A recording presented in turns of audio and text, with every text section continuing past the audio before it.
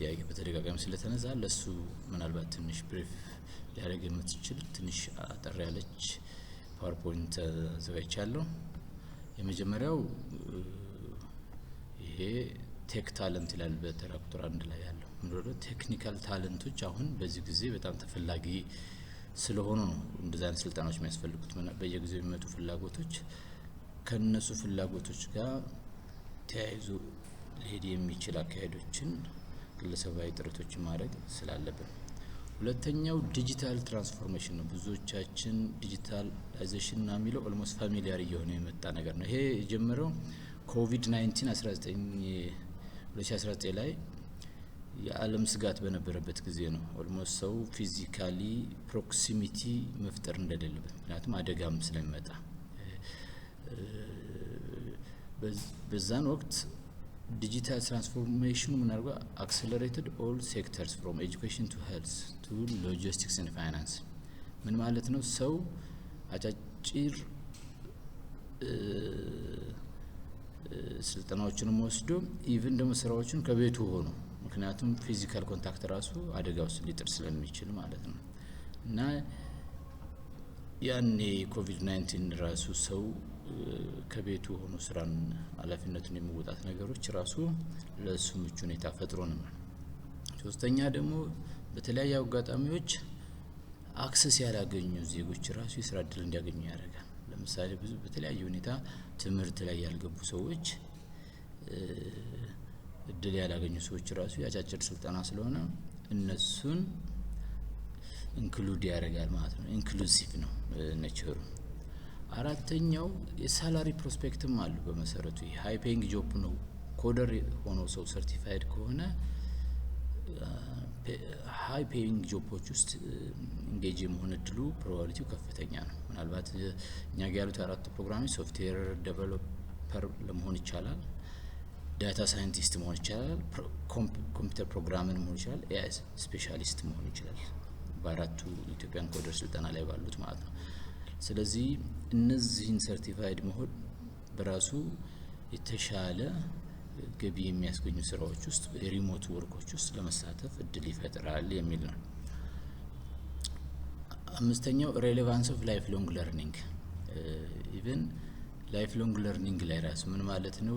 የእድሜ ልክ ትምህርት የምንለው ነገር ነው። ሰው ከትምህርቱ ጋር በተያያዘ ለምሳሌ እዚህ ጋር አፕ ስኪል እንደምንለው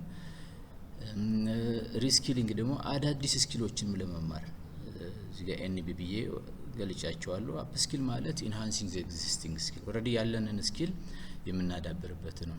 ሪስኪል ደግሞ ሁሉ ጊዜ ኒው ስኪሎች የምንማረው ስለዚህ ማለት ነው ለኬሪራችን የሚጠቅመንን ነገር ተጨማሪ እውቀትና ክህሎትን እናዳብርበታለን። ኢቭን አዳዲስ ስኪሎችንም ሁሉ ለመማር እድሎችን ይፈጥርልናል ማለት ነው። ኢንተርፕረነሪያል ኦፖርቹኒቲ ምን ማለት ነው? የስራ እድሎችንም ይከፍትልናል ነው። ኦልሞስት አሁን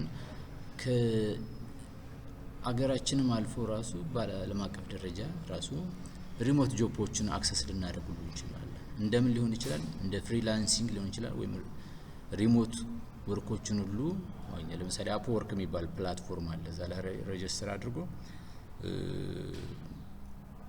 ሪሞት ወርኮችን አክሰስ ማድረግ እንደምንችል ያሉ መረጃዎች አሉ። እና ሬጅስተር ያደረጉ ሰዎችም ልምዳቸውን ሁሉ ማየት ይችላሉ። እና እንደዚህ ነገሮች ፕላትፎርሞች ላይ ኦንላይን ፕላትፎርሞች ላይ ተመዝግበን እንትን ማለት እና ቢያንስ የራሳችንን በፓርት ታይም ደረጃ ሊሆን ይችላል ተጨማሪ ስራዎችን እየሰራን ኢኮኖሚክ እርኒንጋችንን እንደሚበለጠ ማዳበር ማሻሻል እንችላለን። ሰባተኛው ደግሞ ሁሉ ጊዜ መቼስ ሁላችንም የራሳችንን ኑሮ ስናሻሽል የሀገራችንንም ደግሞ ኢኮኖሚ ላይ አስተዋጽኦ እናደርጋለን ነው። ስለዚህ ኢቭን እንደዚህ ብዙ ኮደርስ በኢትዮጵያ ደረጃ ካሉ የነሱ እርኒንግ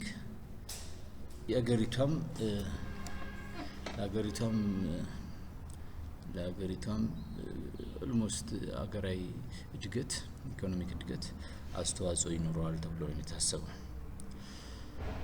ስለዚህ የመጨረሻው ላይ ኢንተግሬሽን ኦፍ ኢመርጂንግ ቴክኖሎጂ ይላል። ምናልባት ይሄ ከዚህ ጋር ተያይዞ አሁን ኢመርጂንግ ማለት ከረንት ቴክኖሎጂዎች አሁን ኦልሞስት ኢንተግሬትድ እየሆኑ ነው። አንዱ በአንዱ ጋር እየተሳሰረ ስራ ላይ እየዋለ ነው። ለምሳሌ ሳይበር ሴኩሪቲ ጉዳይ አሁን ኮድ አር ኢን ሃይ ዲማንድ የሚባል ነገር አለ። ኢቭን ለሳይበር ሴኩሪቲ ኤክስፐርት ራሱ ለመሆን ራሱ ይሄ የሚጠቅም ነው። ይሄ ኮዲንግ እንትን ምናልባት እዚህ ጋር እንደምታዩት መጨረሻ ከዚህ ከኮንክሉዥን በኋላ ለርን ቱ ኮድ የምትለዋ ነገር ሪኮመንዴሽን ናት ማለት ነው። እና ምን ማለት ነው? ኮደር ትሬኒንግ ፕሮግራም ራይት ናው ኦፈር ኖት ጀስት ኤ ፓዝ ብቻ ሳይሆን ኢቭን ደግሞ በዲጂታል ኤሮች ውስጥ ራሱ ሰርቫይቭ አድርገን እንድንቀጥል የሚያስችለን ነገር። ስለዚህ ምናልባት የአሁንና የወደፊቱን ራሱ የስራ ገበያ ፍላጎት ከዚህ ጋር የተያዘ ስለሆነ ነው። ሁላችንም በቻልነው መጠን ሰልጥነን ቢያንስ በአንዱ በሁለቱም በሶስቱም ከቻልን በአራቱም ብንሰለጥን ምንም እንትን የለም። ምናልባት ተጨማሪ አቅም ነው፣ ተጨማሪ እድሎችን ኦፖርቹኒቲዎችን ያሰፋናል። በአጠቃላይ ይችን ነገር እንደው ብሪፍ ባረግ ብዬ አስቤ ነው። መልካም ቀን ይሁንላችሁ። መልካም የስራ ቀን። አመሰግናለሁ። ቻው።